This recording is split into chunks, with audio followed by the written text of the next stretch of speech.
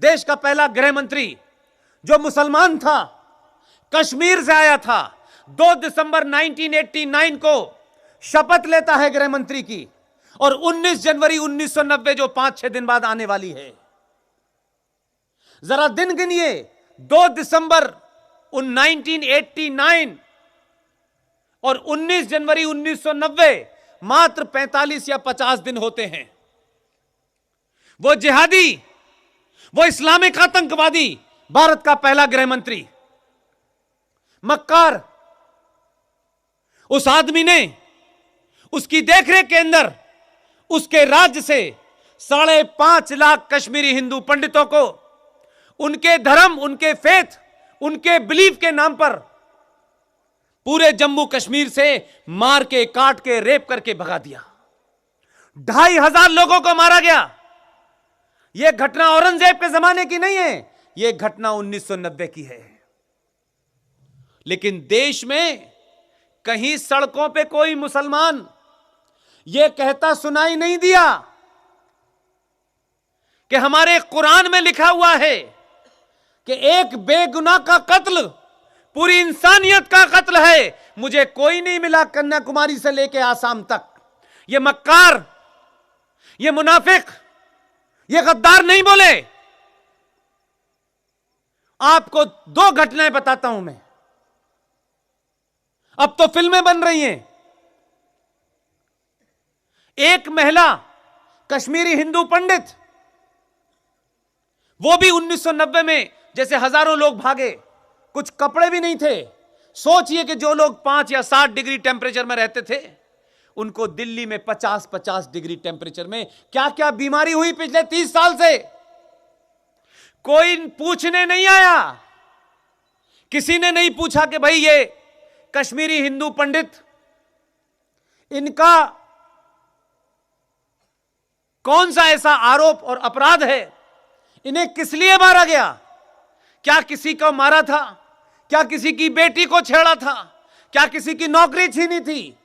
उनका एक ही अपराध था, वो सनातन के मानने वाले थे, वो शिक्षा में नंबर 1 थे, वो दुनिया भर में अपना जो उनका ज्ञान था उसका प्रचार कर रहे थे।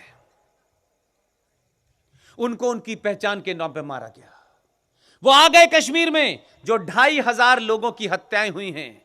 मैं इसलिए बताना चाहता हूं, 30 साल में जो बात मैंने शुरू में आपसे कही कि जिनकी प्रवृत्ति 1947 में नहीं बदली, वो 2019 में सिटीजन अमेंडमेंट बिल के ऊपर चर्चा में अपनी पोल खुलवा रहे थे। जो घटना 1990 में हुई है, आप उनसे उम्मीद कर रहे हैं कि उन्हें कश्मीरियत चाहिए, इंसानियत चाहिए। आप चाहते हैं कि वो आपकी बात मानेंगे, आप चाहते हैं वो भारत की बात मानेंगे। एक घटना से इतनी बड़ी घटना हुई, मैं उनको भी दरकिनार करता हूं। एक कश्मीरी हिंदू पंडित महिला, वो कैसे भाग करके वहां से आई। कुछ दिनों बाद उसके जो कलीग थे, साथी, एम्प्लॉय थे, जो उसके साथ काम करते थे, उन्होंने फोन किया और कहा कि अब सब ठीक हो गया है। प्रदीप भाई कहा सब ठीक हो गया है, तुम आ जाओ, तुम अपने पिछले इतने समय की जो तनख्वाह है वो भी ले लो। उस औरत का भोलापन देखिए। उसने ये सोचा कि शायद मॉब मेंटेलिटी के अंदर, भीड़ की मानसिकता से शायद यह अपराध हो गया हो। ये कलीग मेरे साथ 20-20, 30-30 साल से नौकरी कर रहे हैं। उसने उन पे यकीन कर लिया। वो महिला श्रीनगर चली गई। उस महिला के साथ उन 21 के 21 एम्प्लॉय ने सामूहिक बलात्कार किया। और बात यहीं तक नहीं रुकती। सामूहिक बलात्कार करने के बाद उस महिला के सारे कपड़े उतारे और हाथ से जो आरा मशीन थी उसमें उसके 4 टुकड़े कर दिए। वो कहते हैं हमें इंसानियत चाहिए, कश्मीरियत चाहिए, तुम्हें कोई इंसानियत नहीं चाहिए, कोई कश्मीरियत नहीं चाहिए, तुम्हें 303 चाहिए।